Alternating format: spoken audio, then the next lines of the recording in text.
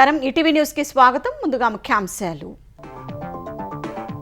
కాకినాడ వైపు ముంచుకొస్తున్న మోంతా సైక్లోన్ మరికొద్దిసేపట్లో తీవ్ర తుపానుగా మారుతుందన్న వాతావరణ శాఖ. ఈ రాత్రికి తీరం దాటుతుందని వెల్లడి. మోంతా తుపానుపై అప్రమత్తంగా ఉందామన్న చంద్రబాబు. ఆర్టీజీఎస్ నుంచి అధికారులతో సమీక్ష. ప్రజలకు ఎప్పటికప్పుడు సమాచారం చేరవేయాలని ఆదేశం. తుపాను వల్ల రైతులు నష్టపోవద్దన్న రేవంత్ రెడ్డి. వరి కోతలు వాయిదా వేయాలని సూచన. లోతట్టు ప్రాంతాల ప్రజలను అప్రమత్తం చేయాలని అధికారులకు ఆదేశాలు. మూలపేట, రామాయపట్నం పోర్టులకు రైల్వే లైన్లు వేయాలన్న చంద్రబాబు. అమరావతి, గన్నవరం నూతన టెర్మినళ్లపై సీఎం సమీక్ష.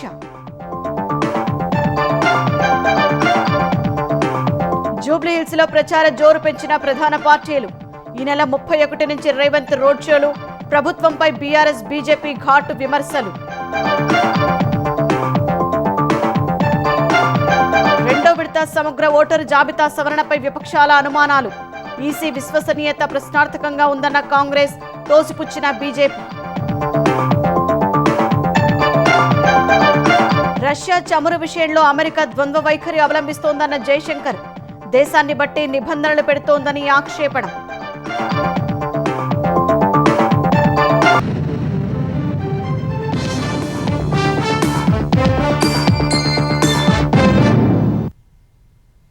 మోంతా తుపాను ముంచుకొస్తోంది. కాకినాడకు ఆగ్నేయంగా 310 కిలోమీటర్ల దూరంలో ఈ తుపాను కేంద్రీకృతమై ఉంది. గంటకు 17 కిలోమీటర్ల వేగంతో కదులుతున్న తుపాను మరికొద్దిసేపట్లో తీవ్ర తుపానుగా రూపాంతరం చెందుతుందని వాతావరణ శాఖ అంచనా వేస్తోంది. ఈ సాయంత్రం లేదా రాత్రికి కాకినాడ సమీపంలో తీరం దాటనున్న మోంతా దాదాపు 18 గంటల పాటు ప్రభావం చూపనుంది. కోస్తా జిల్లాలో అత్యంత భారీ వర్షాలు కురుస్తాయని భారత వాతావరణ శాఖ హెచ్చరించింది.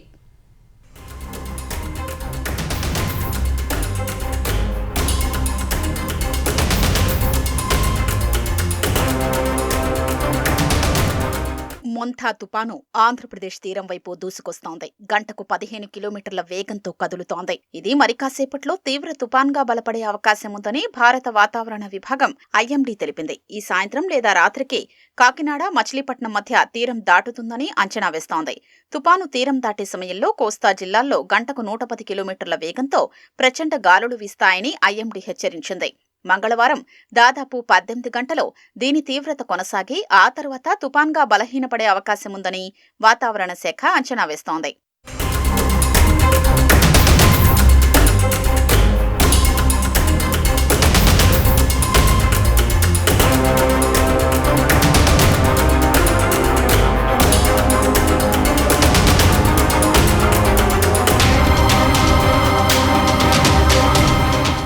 ఏపీ వ్యాప్తంగా సోమవారం ఉదయం నుంచి తుపాను ప్రభావం మొదలైంది. కాకినాడ సహా అంబేద్కర్ కోనసీమ, విశాఖ, అనకాపల్లి, శ్రీకాకుళం, పార్వతీపురం, మన్యం జిల్లాల్లో వర్షాలు కురుస్తున్నాయి. కాకినాడ జిల్లా ఉప్పాడ తీరంలో కెరటాలు ఎగిసిపడుతున్నాయి. తుపాను ప్రభావంతో విశాఖ, శ్రీకాకుళం జిల్లాల్లో పలుచోట్ల సోమవారం భారీ వర్షాలు కురిశాయి. లోతట్టు ప్రాంతాలు జలమయమయ్యాయి. ఉమ్మడి కృష్ణా జిల్లా వ్యాప్తంగా తుపాను ప్రభావం కనిపిస్తోంది. ఉమ్మడి గుంటూరు జిల్లా వ్యాప్తంగా సోమవారం సాయంత్రం నుంచి వర్షం కురుస్తోంది. బాపట్ల జిల్లాలో అధిక ప్రభావం కనిపిస్తోంది. మంగళ, బుధవారాల్లో శ్రీకాకుళం, పార్వతీపురం, మన్యం, విజయనగరం, విశాఖ, అల్లూరి సీతారామరాజు, అనకాపల్లి, కాకినాడ, తూర్పుగోదావరి, అంబేద్కర్ కోనసీమ, పశ్చిమ గోదావరి, ఏలూరు, కృష్ణా, ఎన్టీఆర్, గుంటూరు, పల్నాడు, ప్రకాశం, బాపట్ల జిల్లాలతో పాటు యానాంలో భారీ నుంచి అత్యంత భారీ వర్షాలు కురుస్తాయని వాతావరణ శాఖ హెచ్చరించింది. నెల్లూరు, తిరుపతి, కడప, అన్నమయ్య, నంద్యాల జిల్లాల్లో భారీ నుంచి అతి భారీ వర్షాలు, చిత్తూరు, కర్నూలు, సత్యసాయి, అనంతపురం జిల్లాల్లో భారీ వర్షాలు కురవచ్చని అమరావతి వాతావరణ కేంద్రం తెలిపింది. కొన్ని ప్రాంతాల్లో 20 సెంటీమీటర్ల కంటే ఎక్కువ వర్షపాతం నమోదు కావచ్చని వెల్లడించింది. నేడు 17 జిల్లాలకు రెడ్ అలర్ట్ ప్రకటించారు. 5 జిల్లాల్లో ఆరెంజ్ అలర్ట్, మరో 4 జిల్లాలకు ఎల్లో అలర్ట్ జారీ చేశారు.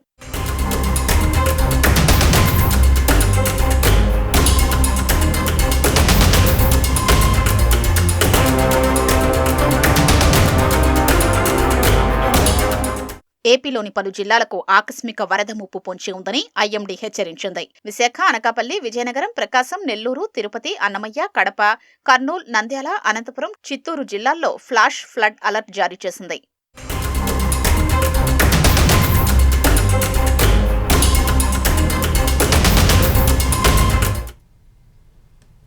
మోంతా తుపానుపై ఆందోళన లేకుండా అప్రమత్తంగా ఉందామని ముఖ్యమంత్రి చంద్రబాబు అధికారులకు పిలుపునిచ్చారు. నేటి నుంచి తుపాను ప్రభావం పెరిగి 338 మండలాల్లో అధిక వర్షాలకు అవకాశం ఉన్నందున ఆర్టీజీఎస్ నుంచి ప్రజలకు ఎప్పటికప్పుడు సమాచారం చేరవేయాలని ఆదేశించారు. ఏపీలోని వివిధ ప్రాంతాల్లో పబ్లిక్ అనౌన్స్మెంట్ సిస్టమ్ ఏర్పాటు చేయాలని సీఎం సూచించారు. మొంతా తుపాను ప్రభావంపై ఆర్టీజీఎస్ కేంద్రం నుంచి సీఎం చంద్రబాబు ఉన్నత స్థాయి సమీక్ష నిర్వహించారు. రాష్ట్రంలో నేటి నుంచి అధికంగా తుపాను ప్రభావం ఉంటుందని వాతావరణ శాఖ అధికారులు తెలిపారు. ప్రభుత్వ సన్నాహాలు సేవలపై ప్రజల నుంచి ఫీడ్బ్యాక్ తీసుకుని ఎప్పటికప్పుడు మెరుగుపరుచుకుంటూ పనిచేయాలని అధికారులకు సీఎం సూచించారు. ఇప్పటి వరకు తుపాను సన్నద్ధతపై ఐవీఆర్ఎస్ విధానంలో సేకరించిన సమాచారంపైన సమీక్ష చేపట్టారు. అధికారులు ఎన్ని రివ్యూలు నిర్వహించారనేది కాకుండా క్షేత్రస్థాయిలో ఎంతమేర ప్రభావం చూపిందనేది ముఖ్యమని సీఎం అన్నారు. దీనికి పబ్లిక్ పర్సెప్షన్ను ప్రాతిపదికగా తీసుకోవాలన్నారు.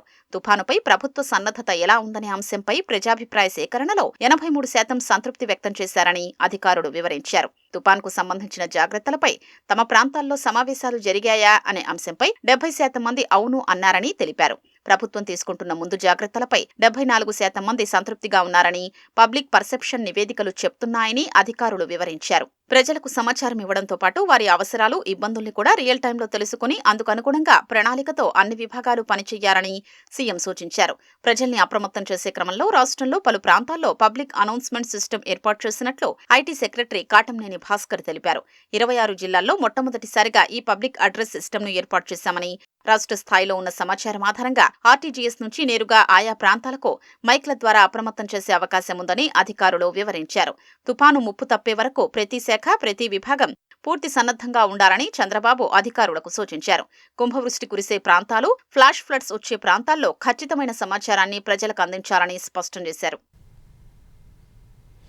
మోంతా తుపాన్ తెలంగాణపై కూడా ప్రభావం చూపే అవకాశం ఉండటంతో రాష్ట్ర ప్రభుత్వం అప్రమత్తమైంది. తుపాను వల్ల రైతులెవరూ నష్టపోవద్దని సీఎం రేవంత్ రెడ్డి సూచించారు. రాష్ట్రంలో తుపాను ప్రభావంపై ఆరా తీసిన సీఎం రైతులు, లోతట్టు ప్రాంతాల ప్రజలు అప్రమత్తంగా ఉండాలని సూచించారు. అధికారులంతా అనుక్షణం విధి నిర్వహణలో చిత్తశుద్ధితో పనిచేయాలని ఆదేశాలు జారీ చేశారు. సీఎం ఆదేశాలతో హైదరాబాద్ నుంచి మంత్రులు ఉత్తమ్ కుమార్ రెడ్డి, తుమ్మల నాగేశ్వరరావు, జిల్లా కలెక్టర్లు, ఇతర అధికారులతో వీడియో కాన్ఫరెన్స్ నిర్వహించారు. అప్రమత్తంగా ఉండాలని కలెక్టర్లను మంత్రులు ఆదేశించారు. ధాన్యం కొనుగోళ్ల ప్రక్రియపై తుపాను ప్రభావం పడకుండా చూడటం సహా ఎట్టి పరిస్థితుల్లోనూ రైతులు నష్టపోకుండా జాగ్రత్తలు తీసుకోవాలని సూచించారు. ఈ ఏడాది ఖరీఫ్ మార్కెటింగ్ సీజన్లో ధాన్యం సహా వరి, పత్తి, మొక్కజొన్న, సోయాబీన్ దెబ్బతినకుండా ప్రత్యేక జాగ్రత్తలు తీసుకోవాలంటూ నిర్దేశించారు. వర్షాల ప్రభావంతో పంటలు తడిసి దెబ్బతినే ప్రమాదం పొంచి ఉన్న దృష్ట్యా 2-3 రోజుల పాటు ఆ పనులు వాయిదా వేసుకోవాలని మంత్రులు సూచించారు. జూబ్లీహిల్స్ ఉప ఎన్నికను ప్రతిష్టాత్మకంగా తీసుకున్న కాంగ్రెస్ అధిష్టానం అత్యధిక మెజార్టీతో గెలిచేట్లు చూడాలని రాష్ట్ర నాయకత్వానికి స్పష్టం చేసినట్లు తెలుస్తోంది. ఈ నెల 31వ తేదీ నుంచి ప్రచారం చేసేందుకు ముఖ్యమంత్రి రేవంత్ రెడ్డి సిద్ధమవుతుండగా ఇప్పటికే టీపీసీసీ అధ్యక్షుడు మహేష్ కుమార్ గౌడ్, మంత్రులు సహా పార్టీ ముఖ్య నేతలంతా విస్తృతంగా ప్రచారం చేస్తున్నారు. గత 2-3 నెలలుగా నియోజకవర్గ వ్యాప్తంగా అభివృద్ధి, సంక్షేమ కార్యక్రమాలు నిర్వహించారు. సీఎం రేవంత్ రెడ్డి ఈ నెల 31వ తేదీ నుంచి నవంబర్ 5 వరకు జూబ్లీహిల్స్ నియోజకవర్గంలో ప్రచారం చేయనున్నారు. 6 రోజుల పాటు ప్రతిరోజు సాయంత్రం 6 నుంచి రాత్రి 9 వరకు సీఎం ప్రచారం ఉంటుందని టీపీసీసీ వెల్లడించింది. ప్రధానంగా బంగళరావు నగర్, బోరబండ, ఎర్రగడ్డ, షేక్పేట, రహమత్ నగర్, యూసఫ్గూడ ప్రాంతాల్లో పర్యటిస్తారని తెలిపాయి. అటు కొద్ది రోజులుగా మంత్రులు పొన్నం ప్రభాకర్, వివేక్, తుమ్మల నాగేశ్వరరావు విస్తృతంగా పర్యటించి నియోజకవర్గంలో ప్రజా సమస్యల పరిష్కారానికి కృషి చేస్తున్నారు. జూబ్లీహిల్స్ ఉప ఎన్నిక ప్రచారంలో బీఆర్ఎస్ దూసుకుపోతోంది. నియోజకవర్గంలోని రెహమత్ నగర్ డివిజన్ బంగారు మైసమ్మ బస్తీలో మాజీ మంత్రులు శ్రీనివాస్ గౌడ్, నిరంజన్ రెడ్డి, మాజీ ఎమ్మెల్యేలు ఇంటింటి ప్రచారం నిర్వహించారు. యూసఫ్గూడ డివిజన్లో మాజీ ఎమ్మెల్యే విష్ణువర్ధన్ రెడ్డి ప్రచారం చేశారు. మాగంటి సునీత గోపీనాథ్ను గెలిపించాలని అభ్యర్థించారు. ముఖ్యమంత్రి రేవంత్ రెడ్డి దింపుడు కళ్లెం ఆశతో జూబ్లీహిల్స్ ఉప ఎన్నికలో స్వతంత్ర అభ్యర్థులను పోటీలో పెట్టారని మాజీ మంత్రి హరీష్ రావు విమర్శించారు. రోడ్ రోలర్, చపాతీ మేకర్, సబ్బు పెట్టే గుర్తులతో జాగ్రత్తగా ఉండాలని సూచించారు. తెలంగాణ భవన్లో జరిగిన రజకుల ఆత్మీయ సమ్మేళనంలో పాల్గొన్న హరీష్ రావు సమక్షంలో పలువురు నేతలు బీఆర్ఎస్లో చేరారు. జూబ్లీహిల్స్లో కాంగ్రెస్ పార్టీని ఓడిస్తేనే రాష్ట్ర ప్రజలకు లాభం జరుగుతుందని హరీష్ రావు అన్నారు. ఏం చేశారంటే మనను ముసలోళ్ళంతా కేసీఆర్ అంటారు, ఎందుకంటే 2000 పింఛన్తో ఇక కనబడక ఎవరన్నా రోడ్ రోలర్ను కారు అనుకొని వస్తాయి ఇక్కిరి ఆ చపాతీ మేకర్ కూడా కారు లెక్కనే ఉంటుంది. దానికి కొత్త ఇక్కిరి ఓ సబ్బు పెట్టి ఉంటుంది కారు లెక్క, దానికి కొత్త ఇక్కి కానీ అన్ని గుర్తులు పెట్టిరు. ఉపాయం చేసి ఇండిపెండెంట్లతో పెట్టి ఆ గుర్తులన్నీ పెట్టిరు. ఏమన్నా కొన్ని ఓట్లు చిత్తిపోతే బాగుండు బీఆర్ఎస్ వాళ్ళు, కొన్ని ఖరాబ్ అయితే మేమేమన్నా బయటపడకపోతామా అని ఏదో అంటారు చూడు, దింపుడు గల్ల మాష. రేవంత్ రెడ్డి దింపుడు గల్ల మాష. నిజానికి సునీతకి ఒక్కతే గెలిస్తే గవర్నమెంట్ వస్తుందా బీఆర్ఎస్? రేపేం కేసీఆర్ ముఖ్యమంత్రి కాడు కదా, రేవంత్ రెడ్డి తెల్లారి దిగిపోడు కదా. కానీ రేవంత్ రెడ్డికి అర్థం కావాలి. జూబ్లీహిల్స్ ఉప ఎన్నిక సమీపిస్తున్న తరుణంలో ప్రచారంలో దూకుడు పెంచాలని బీజేపీ భావిస్తోంది. అందులో భాగంగా ఉత్తరప్రదేశ్ సీఎం యోగి ఆదిత్యనాథ్ మార్క్ ప్రచారాన్ని తెలంగాణలోనూ చేపట్టి ప్రజలకు చేరువవ్వాలని యోచిస్తోంది. జూబ్లీహిల్స్ సెగ్మెంట్లో నేడు ఒకేసారి 52 చోట్ల ప్రచారానికి ప్రణాళిక రచించింది. సాయంత్రం 4 గంటల నుంచి రాత్రి 8 గంటల వరకు విస్తృతంగా ప్రచారం చేయాలని కమలం పార్టీ నిర్ణయించింది. ఈ ప్రచారంలో నేతలంతా పాల్గొన్నారని రాష్ట్ర నాయకత్వం ఆదేశించింది.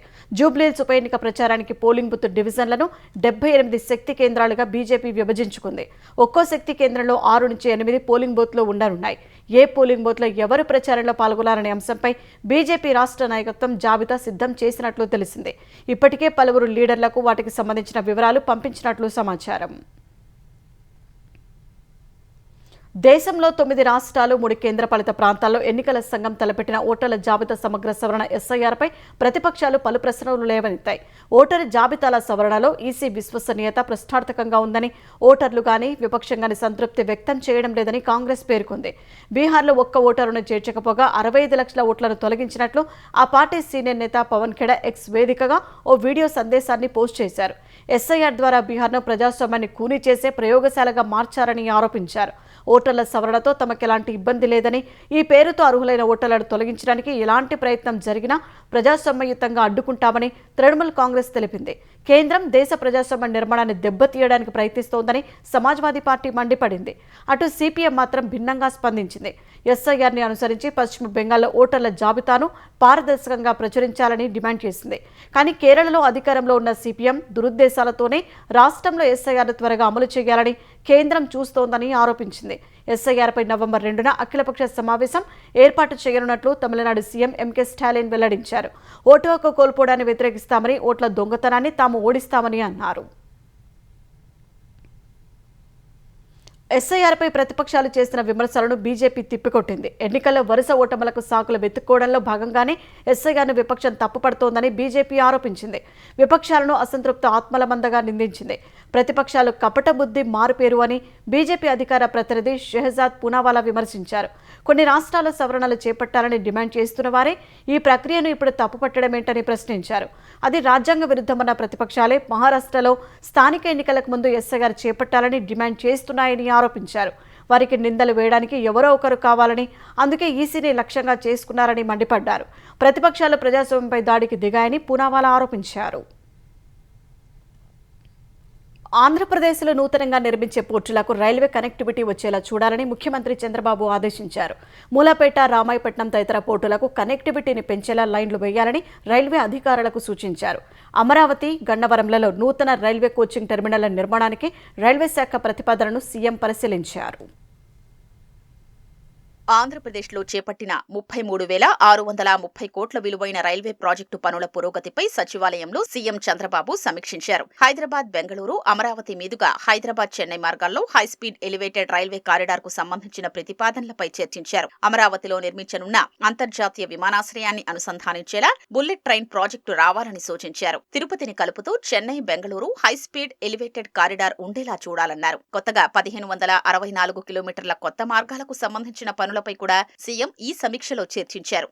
ఏపీని లాజిస్టిక్స్ కారిడార్ గా మార్చేలా ప్రణాళికలు చేస్తున్నామని చెప్పారు. నడికుడి, శ్రీకాళహస్తి మార్గంలో తదుపరి పనులు చేపట్టేందుకు అవసరమైన 27 కోట్ల నిధుల్ని తక్షణం విడుదల చేయాలని ఆదేశించారు. కోటిపల్లి, నర్సాపూర్, కాకినాడ, కోటిపల్లి, అమలాపురం మార్గంలో రైలు సర్వీసు నడపాలని సూచించారు. విజయవాడ, గుంటూరు నగరాల్లోనూ రైల్వే కోచింగ్ టెర్మినళ్లను విస్తరిస్తున్నట్లు అధికారులు వివరించారు. గుంటూరు, గుంతకల్, డబ్లింగ్ పనులు వేగంగా చేపట్టాలని, కాజీపేట, విజయవాడ మధ్య 3 లైన్ పనులు త్వరగా పూర్తి చేయాలని సీఎం నిర్దేశించారు. విజయవాడ, విశాఖ, విశాఖ, తిరుపతిలను ఐకానిక్ రైల్వే స్టేషన్లుగా అభివృద్ధి చేయాలని అధికారులకు సూచించారు. నూతనంగా నిర్మించనున్న అమరావతి రైల్వే స్టేషన్ను వినూత్నంగా నిర్మించారన్నారు. విజయవాడ రైల్వే స్టేషన్ రీడెవలప్మెంట్ పనులు వేగంగా చేపట్టాలని, తిరుపతి రైల్వే స్టేషన్ నుంచి ప్రయాణికుల సౌలభ్యం కోసం స్కైవాక్ నిర్మించాలని తెలిపారు. విశాఖలో జ్ఞానాపురం వైపు అభివృద్ధి చేస్తే ట్రాఫిక్ ఇబ్బందులు లేకుండా ఉంటాయని సీఎం అన్నారు. ప్రస్తుతం 3 స్టేషన్లతో పాటు నెల్లూరు, రాజమహేంద్రవరం స్టేషన్లను అభివృద్ధి చేస్తున్నట్లు రైల్వే అధికారులు సీఎంకు వివరించారు.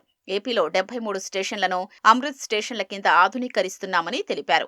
373 చోట్ల రైల్వే ఓవర్, అండర్ బ్రిడ్జ్ల నిర్మాణానికి కూడా ప్రతిపాదించామని వెల్లడించారు. ఈ డిసెంబర్ నాటికి రైల్వే స్టేషన్ల రూపురేఖలు మారేలా చర్యలు తీసుకోవాలని సీఎం సూచించారు. విశాఖలో దక్షిణ కోస్తా రైల్వే జోన్ నిర్మాణ పనులు త్వరితగతిన పూర్తి కావాలన్నారు. గోదావరి పుష్కరాల కంటే ముందే రాజమహేంద్రవరం రైల్వే స్టేషన్లో ప్రతిపాదించిన అభివృద్ధి పనులు పూర్తి చేయాలన్నారు. 271 కోట్ల రూపాయలతో స్టేషన్ అప్గ్రేడేషన్ పనులు చేస్తున్నట్లు రైల్వే అధికారులు వివరించారు. పుష్కరాల నాటికి వివిధ ప్రాంతాల నుంచి 1012 ప్రత్యేక రైళ్లు నడిపేలా చర్యలు తీసుకుంటామని రైల్వే అధికారులు సీఎంకు తెలిపారు. ట్రంప్ అదనపు టారిఫ్ల కారణంగా తీవ్రమైన ఇబ్బందుల్లో ఉన్న బ్రాండిక్స్ సంస్థను ఆదుకుంటామని ఏపీ ఐటీ శాఖ మంత్రి లోకేష్ హామీ ఇచ్చారు. బ్రాండిక్స్ ఇండియా భారతీయ భాగస్వామి దురస్వామి కీలక అంశాలను మంత్రి దృష్టికి తీసుకువెళ్లారు. బ్రాండిక్స్ ఇండియా సంస్థను ఆదుకునేందుకు అవసరమైన చర్యలు తీసుకుంటామని, పరిస్థితిని కేంద్ర ఆర్థిక శాఖ మంత్రి నిర్మలా సీతారామన్తో చర్చించి ఉపశమన చర్యలు తీసుకుంటామని లోకేష్ హామీ ఇచ్చారు. ఏపీకి తలమానికంగా ఉన్న అతిపెద్ద వస్త్ర తయారీ పరిశ్రమ బ్రాండిక్స్ ఇండియా సంస్థను ఈ టారిఫ్లు తీవ్రంగా దెబ్బతీశాయని మంత్రి తెలిపారు.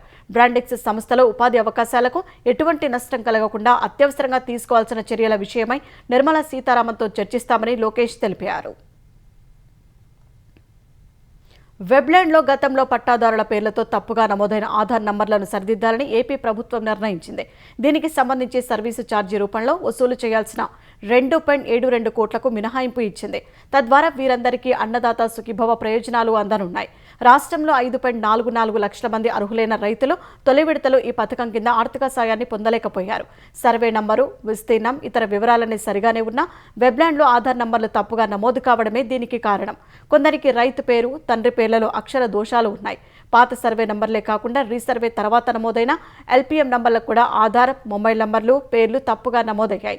ఇలాంటి రైతుల జాబితా వ్యవసాయ శాఖ నుంచి రెవెన్యూ శాఖకు చేరిన కొన్ని నెలలుగా పరిష్కారం కావడం లేదు. తహసీల్దారు లాగిన్లో పెండింగ్లో ఉన్నాయి. వాటిని సరిదిద్దాలంటే మొబైల్ నంబర్, ఆధార్ సీడింగ్ కింద లబ్ధిదారులు దరఖాస్తు చేసుకుని 50 రూపాయల చొప్పున చెల్లించాల్సి ఉంటుంది. సమస్య పరిష్కారంలో భాగంగా ఈ ఛార్జీ వసూలు చేయకుండానే సర్వే నంబరు, ల్యాండ్ పార్సిల్ మ్యాప్తో పట్టాదారు ఆధార్ నంబర్లు మ్యాపింగ్ చేయాలని ప్రభుత్వం ఆదేశించింది. అన్నదాత సుఖీభవ పథకానికి వ్యవసాయ శాఖ పరిశీలించిన 5.44 లక్షల మంది రైతులకు దీన్ని వర్తింప చేయాలని రెవెన్యూ శాఖ ప్రత్యేక ప్రధాన కార్యదర్శి సాయి ప్రసాద్ ఉత్తర్వులు ఇచ్చారు. మద్యం దుకాణాలకు ఆశించిన స్థాయిలో దరఖాస్తులు రాకపోవడంతో లక్కీ డ్రా తీయకుండా వాయిదా వేసిన 19 మద్యం దుకాణాలకు తెలంగాణ ఎక్సైజ్ శాఖ నేడు తిరిగి నోటిఫికేషన్ ఇవ్వనుంది. ఈ 19 మద్యం దుకాణాలకు నేడు ఆయా జిల్లాల ఎక్సైజ్ అధికారులు నోటిఫికేషన్ ఇచ్చి దరఖాస్తుల స్వీకరణ కార్యక్రమం కూడా వెంటనే చేపడతారు. ఇందుకు అవసరమైన ఏర్పాట్లు చేసుకోవాలని ఎక్సైజ్ కమిషనర్ హరికిరణ్ ఆయా జిల్లాల డిప్యూటీ కమిషనర్లు, అసిస్టెంట్ కమిషనర్లు, ఎక్సైజ్ సూపరింటెండెంట్లను ఆదేశించారు. నేటి నుంచి వచ్చే నెల 1వ తేదీ వరకు దరఖాస్తుల స్వీకరణ, నవంబర్ 3వ తేదీన లక్కీ డ్రా ఉంటుందని ఎక్సైజ్ అధికారులు వెల్లడించారు. వాయిదా పడిన మద్యం దుకాణాల్లో ఆసిఫాబాద్ జిల్లాలో 7, ఆదిలాబాద్లో 6, జయశంకర్ భూపాలపల్లిలో 2, శంషాబాద్ ఎక్సైజ్ జిల్లాలో 3, సంగారెడ్డి జిల్లాలో 1 ఉన్నట్లు తెలిపారు. ప్రభుత్వ స్థలాలు, చెరువుల కబ్జాలు అరికట్టడమే లక్ష్యంగా ఏర్పాటు చేసిన హైడ్రాకి గతంలో కంటే క్రమంగా ప్రజావాణిలో ఫిర్యాదుల సంఖ్య పెరుగుతోంది. సోమవారం జరిగిన ప్రజావాణిలో 52 ఫిర్యాదులు అందినట్లు హైడ్రా కమిషనర్ రంగనాథ్ తెలిపారు. ఫిర్యాదుదారులంతా చెరువులో ఆక్రమణలు జరుగుతుంటే వీడియోలు తీయడంతో పాటు ఎవరెవరికి ఫిర్యాదు చేశారో సాక్ష్యాలతో సహా చూపిస్తున్నారని వెల్లడించారు. బాలానగర్ మండలం కూకట్పల్లిలోని హస్పత్పేటలో ప్రభుత్వానికి చెందిన 10 ఎకరాలను కబ్జా చేస్తున్నారని హైడ్రాకు ఫిర్యాదు వచ్చిందని రంగనాథ్ చెప్పారు. పరికి చెరువులో సుమారు 12 ఎకరాల్లో రాత్రికి రాత్రి మట్టి పోసి నింపుతున్నారని, అందుకు నంబర్ ప్లేట్లు లేని వాహనాలను వినియోగిస్తున్నారని స్థానికులు ఫిర్యాదు చేసినట్లు రంగనాథ్ వివరించారు. అందులో 18 అంతస్తుల అపార్ట్మెంట్ నిర్మించి విక్రయించేందుకు సిద్ధమవుతున్నారని, వెంటనే ఆపకపోతే ప్లాట్లు కొన్నవారు మోసపోయే ప్రమాదం ఉందని ఫిర్యాదులో పేర్కొన్నట్లు రంగనాథ్ వివరించారు.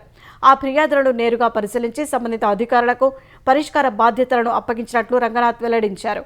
ఆక్రమణలకు సంబంధించి ప్రజల స్పందనపై ఆయన హర్షం వ్యక్తం చేశారు. పదవీ విరమణ పొందిన ప్రభుత్వ పెన్షనర్ల సమస్యలను పరిష్కరించాలని తెలంగాణ ప్రభుత్వ రిటైర్డ్ ఎంప్లాయీస్ అసోసియేషన్ బడి చౌడి సర్కార్ను కోరింది. కేవలం పెన్షన్ డబ్బులపై ఆధారపడే వృద్ధ పెన్షన్లపై కమిటీల పేర్లతో కాలయాపన చేస్తూ ఇబ్బందులకు గురిచేయడం తగదని ఆవేదన వ్యక్తం చేసింది.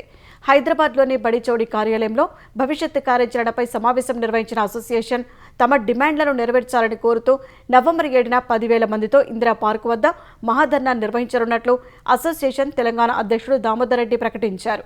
అనారోగ్యంతో ఉన్న వృద్ధులకు నిరసన చేసే అవకాశం ఇవ్వకుండా 6వ తేదీలోపే తమ డిమాండ్లను పరిష్కరించాలని కోరారు.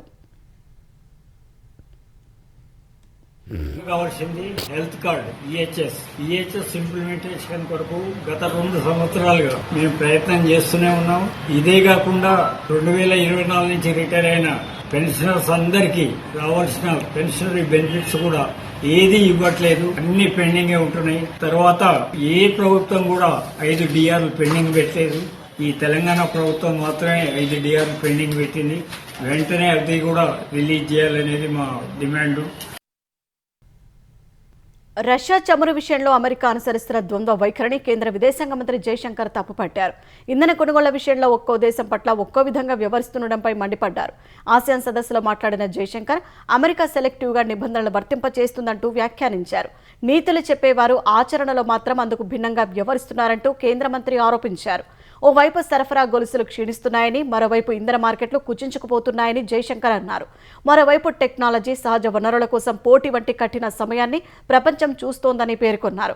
మార్కెట్లో నెలకొన్న అసాధారణ పరిస్థితుల కారణంగా ఇంధన వాణిజ్యం తగ్గిపోతోందని ఆందోళన వ్యక్తం చేశారు.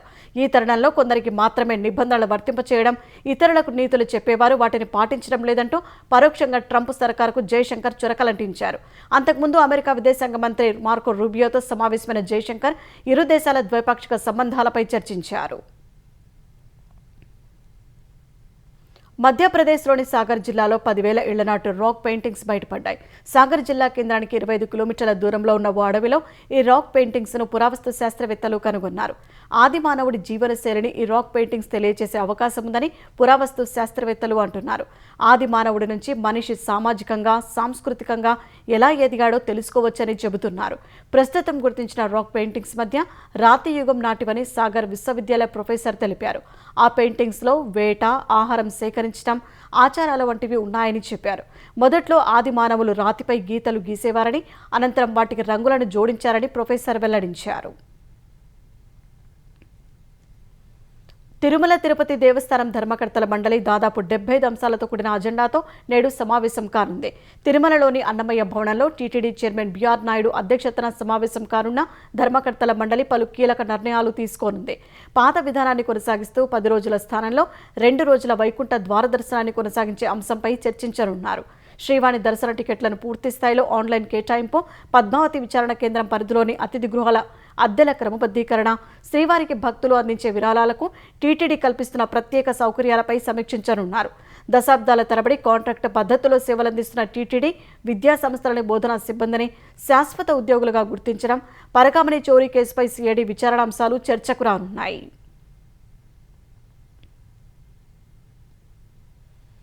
తెలుగు ఫిల్మ్ ఛాంబర్ నూతన భవన నిర్మాణంపై పునరాలోచన చేసుకోవాలని కోరుతూ సినీ నిర్మాతలు కొవ్వొత్తుల నిరసన చేపట్టారు.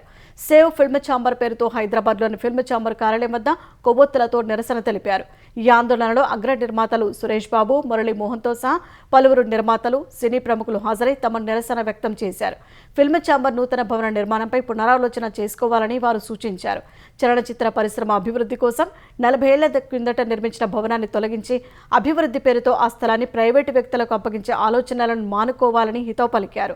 పరిశ్రమ అభివృద్ధికి కేటాయించిన స్థలాన్ని పరిశ్రమ కోసమే వినియోగించాలని, వేరే వ్యక్తులకు ప్రవేశం కల్పించవద్దని విజ్ఞప్తి చేశారు.